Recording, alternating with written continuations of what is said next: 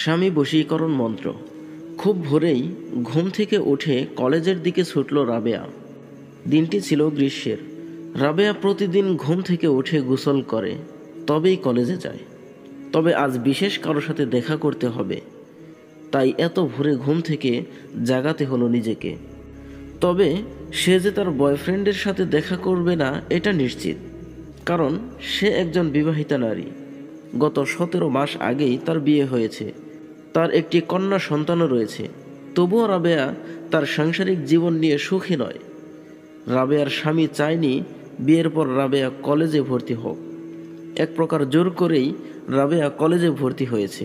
তাই ইসলামী মন মানসিকতা সম্পন্ন স্বামী তাকে কলেজে ভর্তি হতে দিতে চায়নি। তাই সে উচ্চ শিক্ষা অর্জনের উদ্দেশ্যে নিজের মোহরের টাকা খরচ করে কলেজে ভর্তি হয়েছে। কোনো কিছুতেই স্বামীর সাথে বনিবনা হয় না রাবেয়ার। স্বামী যাই বলে সবই বিবেকের গোড়ামি মনে হয় তার কাছে। সামান্য বিষয়ের খুনসুটিও তুল কালামে পরিণত হয়। এই 17 মাস যেন বিবেকের একটি যুদ্ধক্ষেত্র।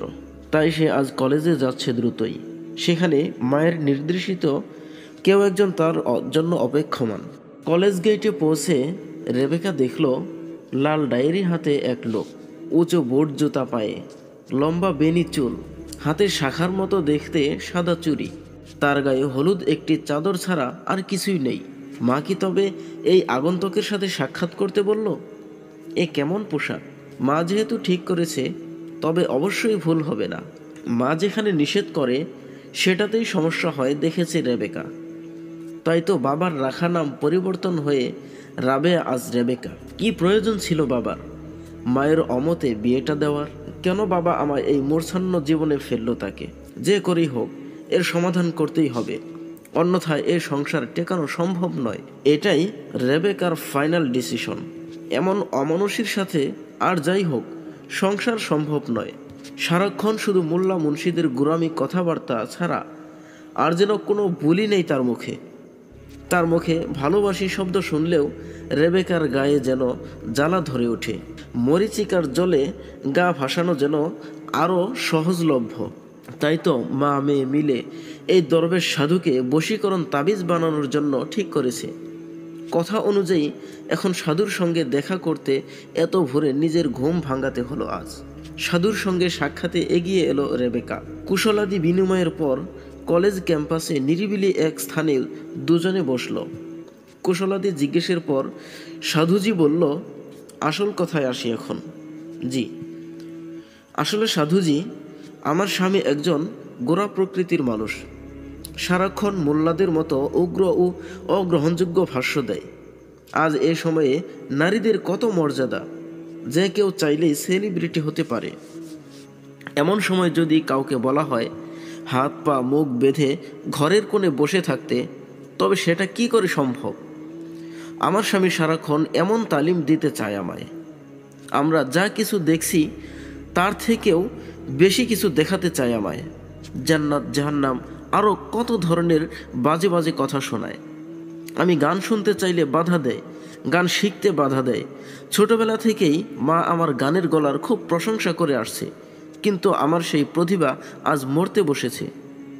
সাধুজি সমস্বর মিলিয়ে, হ্যাঁ তাই তো, একটি প্রতিভাকে কিছুতেই এভাবে মরতে দেয়া যায় না।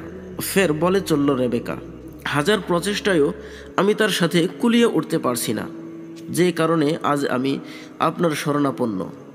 কি করব বলে দিন আমায়। আমার একটি কন্যা সন্তানও রয়েছে, যার ব্যাপারে আমি সুনিশ্চিত কিছু বলতে পারছি না এখনো। কিভাবে সে এমন পিতার সাথে থাকবে? আমার থেকেও মেয়েটার বাবার প্রতি আগ্রহ বেশি। এই ছোট্ট বয়সেই বাবা ছাড়া কিছু বোঝে না। মেয়েটার ভবিষ্যৎ নিয়েও আমি সন্দিহান হয়ে পড়েছি। দয়া করে কিছু একটা করেন। এই বলেই সাধুজির পায়ে হাত দিল রেবেকা। সাধুজি মাথায় হাত বুলিয়ে বলল, কোনো চিন্তা নেই, এক তুড়িতেই এমন হাজারো সমস্যার সমাধান করেছি আমি। দুশ্চিন্তা করো না, সমস্যার সমাধান হয়ে যাবে খুব শীঘ্রই। এখন ঘরে যাও। রেবেকা বাড়ির দিকে 2 কদম এগোতেই পিছ থেকে সাধুজি রেবেকাকে ডাকল, শোনো রেবেকা, এখানে আসো। তোমার স্বামীকে কি তোমার হাতের পুতুল বানাতে চাও? রেবেকার এক কথায় উত্তর, হ্যাঁ। তবে আগামীকাল রাত 1:45 তোমাকে ঘর থেকে বের হয়ে আমার ডেরায় আসতে হবে। সাথে এক টুকরো সাবান ও একটি মোম নিয়ে আসবে। আমি তোমায় সেগুলো যেভাবে ব্যবহার করতে বলবো ঠিক সেভাবেই ব্যবহার করবে। তবে অতি শীঘ্রই এর সমস্যার ফলাফল বুঝতে পারবে। রেবেকা কপাল কুঁচকে উষ্ঠদয় দাঁতের ফাঁকে পড়ে এক কি যেন ভাবল।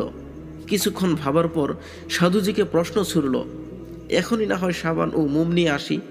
এত রাতে কিভাবে আসব?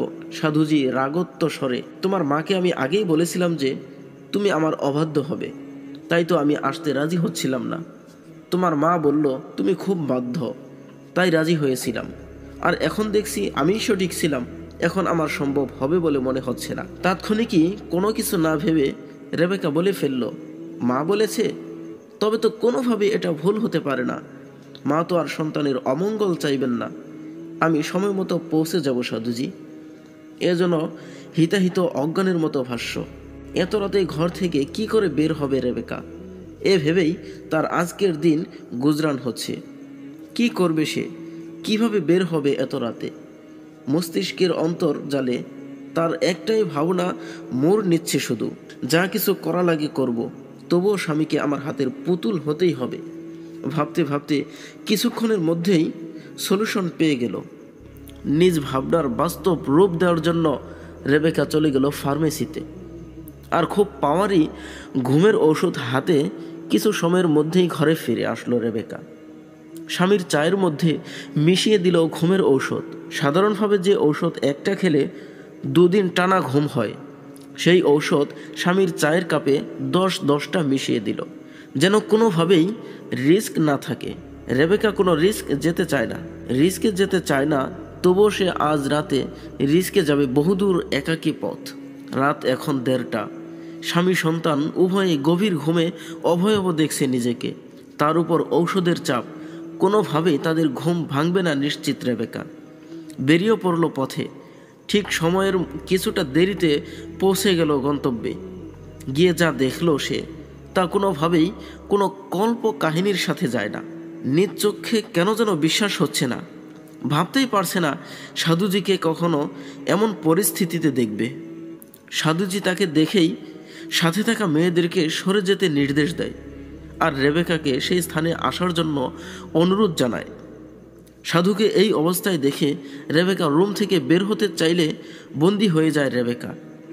এরপরই তার উপর নেমে আসে অন্ধকার নীরব রজনীর ভয়াবহতা। চলতে থাকে তার উপর শারীরিক নির্যাতন। একে একে ডেরায় থাকা প্রত্যেকেই উপভোগ করে তার দেহের সুধা। নড়াচড়া করারও আর শক্তি পায় না রেবেকা। নিজ শরীর যেন আজ আর নিজের নেই। একটি নির্মম রাতেই জীবনের মানে বদলে যাবে ভাবেনি কখনো সে। পালাক্রমে চলে রেবেকার দেহভোগ। অনেকক্ষণ সহ্য করে অপারগ হয়ে ইহদম ত্যাগ করে সে রাতেই। সকালের খবরের কাগজে ছেপে ভাসে তার ধর্ষিত সেই চেহারা। পৃথিবীর আর কেউই জানতে পারল না কে রেবেকার খুনি। দেখল না এ ধরার কেউ সেই খুনিকে। হাজারো তরুণীর ফেসবুক নিউজ ফিডে তার ছবি ভেসে বেড়াচ্ছে। সবাই আজ তাকে চিনে। সবাই চায় এমন ঘটনার উপযুক্ত শাস্তি হোক। এর প্রতিবাদে অনেকেই মাঠে নেমে মাঠ গরম করছে আজ। রেবেকার চাওয়া আজ সফল হয়েছে। রেবেকা সেলিব্রিটি আজ। কিছুদিন পর এই সাধুজিরাই রেবেকা হত্যা মামলার বিচার করে কোনো নিরপরাধী লোককে ফাঁসির দড়িতে ঝুলাবে। পৃথিবীর কেউ বুঝতেই পারবে না কে প্রকৃত খুনি। সকালে ঘুম থেকে পত্রিকায় চোখ বোলাতেই সংবাদ চোখে পড়ল রেবেকার সেই গোরা স্বামীর। ছুটে গিয়ে নিজ স্ত্রীর মৃতদেহখানা অতি যতনে হাজারো মানুষের ভিড় ঠেলে নিয়ে আসে। পরে দাফন কার্য সম্পাদন করে সিহাব। আর খোদার দরবারে স্ত্রীর জন্য ক্ষমা প্রার্থনা করে কাঁদে আজও সেই দুঃখে জর্জরিত সিহাফের বুক। এমন সেলিব্রিটি হওয়ার মানে কি?